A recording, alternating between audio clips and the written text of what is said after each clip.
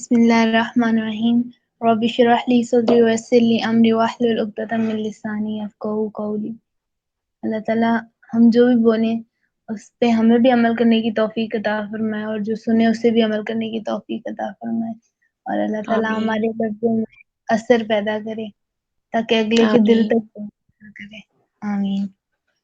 آج ہم نے سورۃ الفاتحہ کی فضیلت اور عظمت جو ہے اس کو ڈسکشن کرنی ہے، اس کے بارے میں۔ سب سے پہلے سورۃ الفاتحہ کے نام۔ ٹھیک ہے۔ اچھا، اس میں سورۃ الفاتحہ کے جو ہے وہ کافی نام بھی ہیں، مطلب فاتحہ کے علاوہ بھی جو ہے وہ نام ہے۔ ایک تو ام القرآن، ام الکتاب، الشفا سے دم کے لیے اس کو جو ہے وہ رقیہ، رقیہ نام ہے، مطلب یہی کہ یعنی دم کے لیے بھی آپ پڑھ سکتے ہیں، اس کو دم کر سکتے ہیں۔ شفا ملتی ہے قرآن، کیونکہ اس میں جو ہے وہ پورا جو قرآن کے اندر جو احکامات ہیں سب کا ایک جو خلاصہ ہوتا ہے وہ جو ہے وہ سورۃ الفاتحہ کے اندر ہے۔ اور اس کے علاوہ جو سب المثانی بھی اسے کہا گیا نا، سب المثانی بھی اس کا نام ہے۔ اچھا، سب المثانی اس کا کیا مطلب ہے؟ یعنی مثانی تو سات، یعنی جیسے عربی میں جو کاؤنٹنگ ہے نا، وہ ہوں، جیسے تو وہ مثانی یعنی سات، اور سب یعنی سات، اور مثانی یعنی بار بار دہرائے جائے، اس کا مطلب ہے یعنی بار بار دہرائی جانے والی۔ اور قرآن پاک میں اللہ تعالیٰ نے فرمایا ہے، اس طرح آیت کا مفہوم اس طرح سے آتا ہے کہ بلا شبہ یقیناً ہم نے آپ کو بار بار دہرائی جانے والی 7 آیات اور بہت عظمت والا قرآن عطا کیا۔ تو یعنی ہوں، خود اللہ تعالیٰ نے یعنی اس کو سب المثانی کہا ہے۔ اور پھر جسے کہتے ہیں بیشتر احادیث کی روایات سے جو ہے وہ مطلب سورہ فاتحہ کی ان 7 آیات کو ہی سب المثانی کہا گیا، اچھا، یعنی یہ اس سے بھی ہوگا کہ مطلب ہم نماز میں بھی اس کو بار بار دہراتے ہیں۔ یہ بالکل ایسا ہی ہے، جیسے نا کہ ابو ہریرہ سے روایت ہے کہ نبی صلی اللہ علیہ وسلم نے فرمایا کہ صلی اللہ علیہ وسلم۔ جیسے جس نے کوئی نماز پڑھی اور اس میں ام القرآن کی قرأت نہ کی تو وہ ناقص ہے۔ ٹھیک ہے، ام القرآن تو یہ جیسے ابھی آپ نے بتایا کے بارے میں۔ اور پھر ابو ہریرہ کو مطلب واپس کہا گیا کہ ہم تو امام کے پیچھے ہوتے ہیں، تو انہوں نے کہا کہ اس کو دل میں پڑھ لیا کرو، کیونکہ میں نے رسول اللہ صلی اللہ علیہ وسلم کو فرماتے ہوئے سنا ہے کہ اللہ نے فرمایا میں نے نماز اپنے اور اپنے بندے کے درمیان آدھی آدھی تقسیم کی ہے، اور میرے بندے کے لیے جو وہ مانگے، یعنی وہ جو میرا بندہ جو مانگے وہ اس کے لیے ہے۔ اور یعنی سب المثانی اس طرح سے کہ 7 آیات، یعنی یہ ہم بار بار کے یعنی دن کے کتنے حصے میں ہم نماز پڑھتے ہیں۔ اور جیسے اس حدیث سے مطلب یہ جو بھی روایت جو میں نے پڑھ کے سنائی ہے کہ ثابت ہوتا ہے کہ یعنی جب تک جس نے یعنی نماز پڑھی اور اس میں ام القرآن کی قرأت نہ کی تو وہ ناقص ہے، یعنی نماز پوری ہی نہیں ہوتی اس کے بغیر۔ تو جب اگر ہم باقی چھوڑ بھی دیں تو ایک دن میں 5 دفعہ جو ہم نماز پڑھتے ہیں، اور پھر ہر رکعت میں جو ہے وہ سورہ فاتحہ لازمی ہے، تو یعنی بار بار پڑھی جانے والی کتاب ہے، سوری سورت ہے۔ جی، تو یہ کتنی چیز ہے فضیلت ہے نا کہ مطلب آپ کی پوری نماز ہی قبول نہیں ہے اس کے بغیر۔ ایسا ہی ہے بالکل۔ اور اور یہ چیز تو پھر اس لیے یعنی اس کو سب المثانی بھی کہا گیا۔ اس طرح سے تھی کہ حضرت جبرائیل علیہ السلام وہی لے کر بیسیکلی آئے ہوئے تھے، تو اچانک سے جو انہیں اپنے اوپر آواز سنائی دی، تو زوردار آواز آئی، تو انہوں نے کہا کہ یہ آسمان کا وہ دروازہ کھلا ہے جو اس سے پہلے کبھی نہیں کھلا۔ اور پھر ان کے پاس جب فرشتے نے آ کر انہیں آیات دیں تو انہوں نے بتایا کہ یہ وہ فرشتہ ہے جس سے پہلے کبھی زمین پر نہیں اترا، نہ ہی اس کے بعد کبھی آئے گا، اور اس نے نبی صلی اللہ علیہ وسلم کو 2 نور عطا کیے۔ کون سے؟ سورہ فاتحہ اور سورہ بقرہ کی آخری 2 آیات۔ آنٹی آپ نے اسپیکر کی۔ علیکم، وعلیکم السلام ورحمۃ وعلیکم اللہ۔ السلام۔ کیا حال ہے؟ ٹھیک ہے؟ الحمد للہ۔ الحمدللہ۔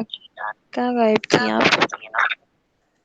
بس وہ میں نماز پڑھ رہی تھی، مجھے اچھا ٹائم کا صحیح۔ پتہ ہی نہیں چلا۔ ٹھیک ہے صحیح، واپس ٹاپک کی طرف آتے ہیں۔ جی۔ آنٹی آپ کچھ ایڈ کرنا چاہیں گی سورۃ الفاتحہ کی فضیلت میں؟ ہاں آپ بھی جی آئی میں تھنک تو کچھ وہی بتا بات رہی تھی۔ ہاں وہی روایت تھی جو سب المثانی نا، کہ یعنی سورہ فاتحہ کے ناموں کے بارے میں بتا رہے تھے ہم۔ تو ایک نام جو ہے وہ سب المثانی بھی ہے، یعنی بار بار دہرائی جانے والی۔ تو اس کے بارے میں روایت بھی ہے جس کا مفہوم اس طرح سے ہے کہ یعنی اللہ تعالیٰ نے کہا کہ جب کوئی نماز پڑھے اور اس میں ام القرآن کی قرأت نہ کرے تو اس کی وہ نماز ناقص ہے۔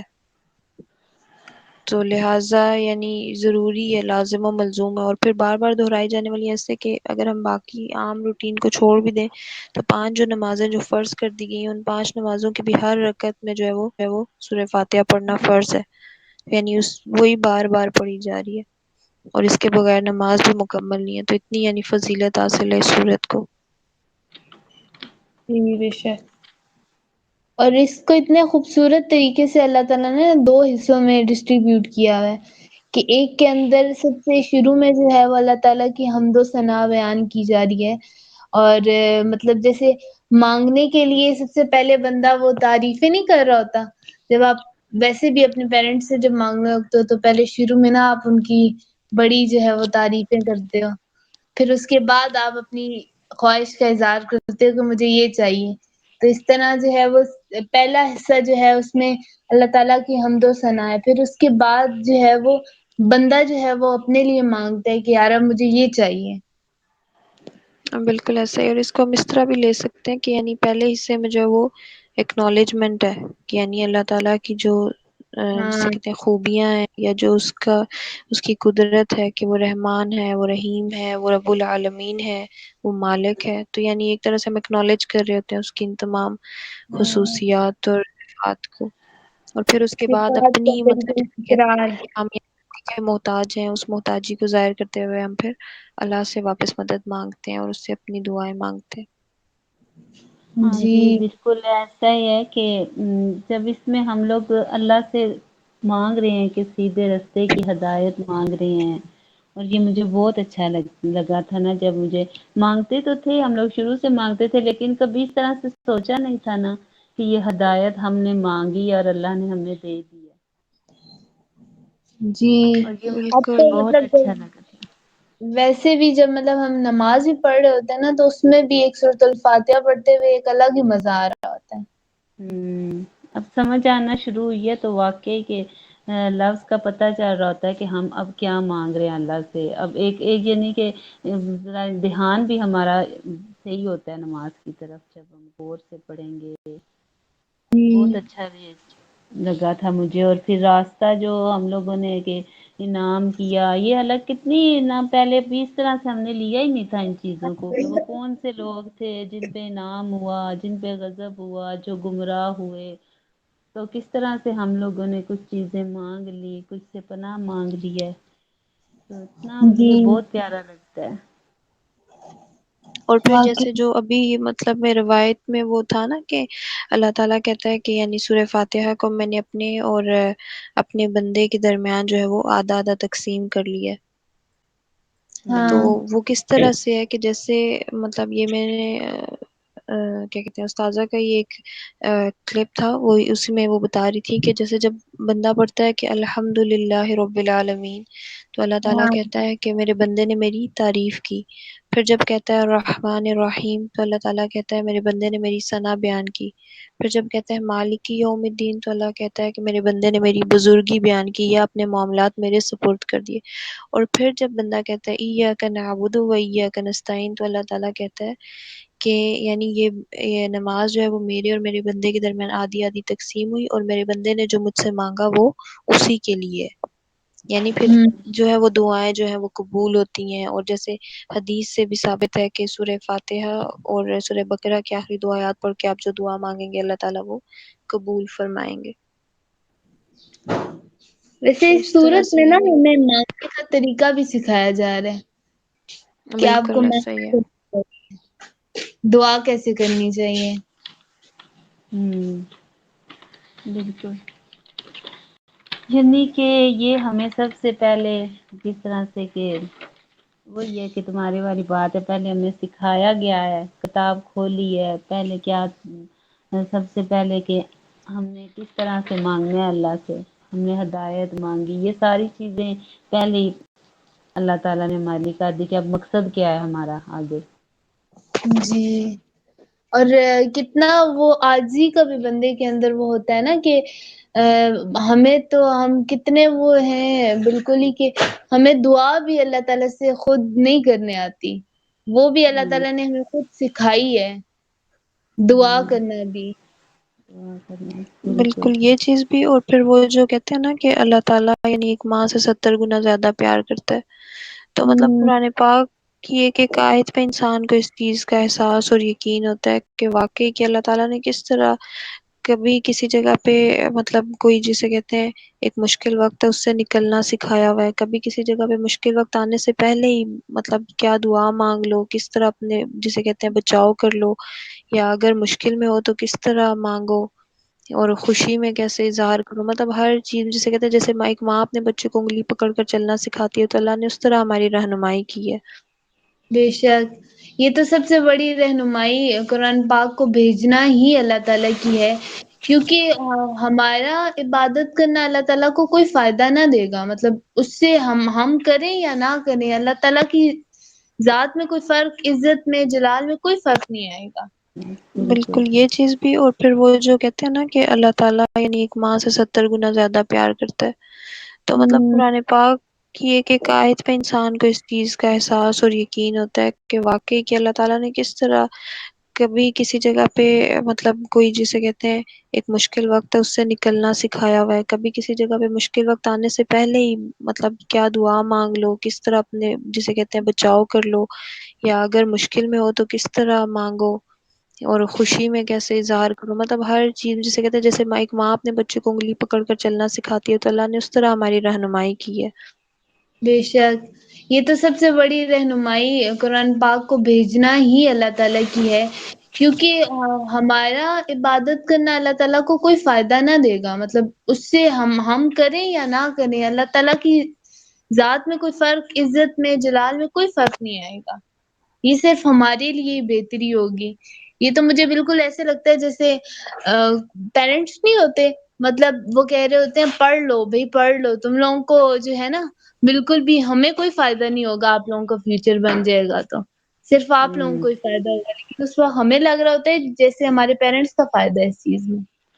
اور دیکھو پیرنٹس کو تو یہ بھی پتہ نہیں ہوتا نا کہ اگر میرا بچہ پڑھ لے گا، ہمارے پاس کچھ نہیں ہے بچوں کو دینے کے لیے، جس طرح کہ ہوں، اللہ تعالیٰ تو کہہ رہے ہیں نا کہ تم یہ کام کرو تو تمہاری جنت ہے، اگر یہ اس ہوں، طرح سے کرو گے تو پھر جہنم بھی ہے، جبکہ والدین کے پاس ایسا کوئی انعام نہیں ہے بے سوائے شک دعاؤں کے۔ اور اللہ مطلب تو ایسا ہے فطرت کہ ہی ہے اس نا۔ نے ہاں اللہ تو ایسا ہے کہ اس نے ہمیں بتا دیا کہ آگے نام بھی کیا ہے تم لوگوں کے لیے۔ اور یہ بے واقعی شک میں بہت اچھا پوائنٹ ایڈ کیا شمائلہ بج نے، کہ یعنی اللہ تعالیٰ تو پورے یقین کے ساتھ مطلب آپ کو اس چیز میں کوئی شک بھی نہیں ہو سکتا نا، کیونکہ ہوں، اللہ کی ذات کہہ رہی ہے جو واقعی میں قدرت رکھتا ہے تمام جہانوں پر، اور اسی کی مرضی چلتی ہے ہر چیز پر، تو یہ بہت واقعی میں بہت خوبصورت بات ہے۔ واقعی۔ یعنی کہ جتنا سوچو نا اس چیز کو تو اتنا ہی کچھ نیا نیا نیا نیا ملتا رہتا ہے۔ بالکل ایسا ہی ہے، اور پھر جو اس صورت یعنی اس کو کہا گیا کہ یہ قرآن کی سب سے عظیم صورت ہے، عظیم کس طرح کہ کیونکہ اس کو اللہ تعالیٰ نے نماز میں لازم کر دی ہے، فرض کر دی ہے، اس کے بغیر نماز ہی مکمل نہیں نماز ہے، نہیں تو یعنی ہوتی۔ اتنی عظمت حاصل ہے اس صورت کو۔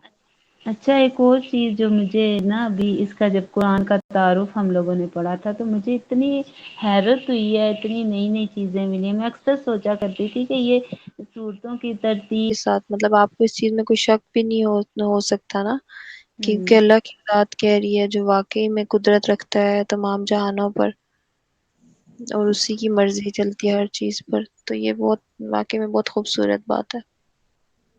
واقعی۔ یعنی کہ جتنا سوچو نا اس چیز کو تو اتنا ہی کچھ نیا نیا نیا نیا ملتا رہتا ہے۔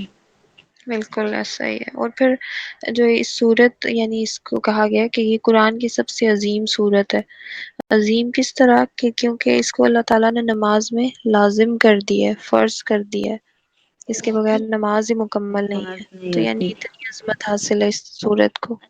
اچھا ایک اور چیز جو مجھے نا ابھی اس کا جب قرآن کا تعارف ہم لوگوں نے پڑھا تھا تو مجھے اتنی حیرت ہوئی ہے، اتنی نئی نئی چیزیں ملی. میں اکثر سوچا کرتی تھی کہ یہ صورتوں کی ترتیب یہ کس طرح سے ہوئی ہوگی، یہ انسانوں نے کیسے کی ہوگی، کیونکہ اللہ تعالیٰ تو ہر موقع پہ بھیجتے گئے ہیں آیات تو وہی نازل ہوتی ہوں گئی ہے. تو پھر آگے کون تھا جو اس کو اتنا وہ کرتا رہا ہے، اس کو اتنی ترتیب سے رکھتا رہا ہے نا، کتنا کسی کا مائنڈ ہوگا. لیکن پھر اس میں ہم نے پڑھا تھا کہ یہ بھی ترتیب بھی اللہ تعالیٰ نے بتائی ہے. اور یہ سورہ فاتحہ جو ہے یہ 5ویں نمبر پہ نازل ہوئی ہے، اچھا. لیکن اس کو پہلے جی نمبر لیکن پہ رکھا گیا ہے. ترتیب کے لحاظ سے، جی ہاں بالکل، ترتیب کے لحاظ سے پہلی صورت ہاں ہے لیکن نزولی اعتبار سے 5ویں. 5ویں نمبر پہ آئی ہے. تو یہ اور بھی ایک بالکل. نئی نئی چیز جی تھی. جی. اور اس میں نا جیسے یہ مطلب میں نے خود اس چیز کو پڑھا بھی ہے کہ جو پہلے یعنی جیسے یہ آیات وغیرہ اور صورتیں مطلب اسی طرح نازل ہوتی رہیں، پھر جب ان کو جو پراپر یعنی آج جو مصحف جو ہمارے ہاتھ میں ہے اس کی یہ تدوین جو ہے وہ حضرت عثمان رضی اللہ تعالیٰ عنہ کے مطلب عہد خلافت میں ہوئی، اور ہوں انہیں جامع القرآن کا لقب بھی اسی لیے دیا گیا. اچھا یعنی انہوں نے پورا ایک انہوں نے بک کی کمپائل شکل کروایا. میں جی جی وہ. جی کمپائل انہوں نے کروایا، کیونکہ جو قاری حضرات تھے نا، جو حفاظ کرام تھے، انہیں مطلب یہ ترتیب تو رسول اللہ نے سکھا دی تھی کہ کون سی صورت کس کے بعد آئے گی کیسے، تو انہوں نے اس کو ایک پورا جسے کہتے ہیں اس طرح کمپائل کروایا، تو انہیں جامع کیونکہ القرآن جب بھی کہا جاتا ہے، یعنی ان کا لقب ہے. کیونکہ جب نبی صلی اچھا. اللہ علیہ وسلم کی وفات ہو گئی تھی نا تو اس کے بعد پھر بہت بڑا یہ کام تھا کہ قرآن کو کس طرح سے اکٹھا کیا جائے. پھر اس وقت سارے جن لوگوں کو، کیونکہ یہ تھا کہ اس وقت جب آیت نازل ہوتی تھی وہی آتی تھی تو ایسے لوگ تھے، بچے، عورتیں، اور جو فوراً سے حفظ کر لیتے تھے.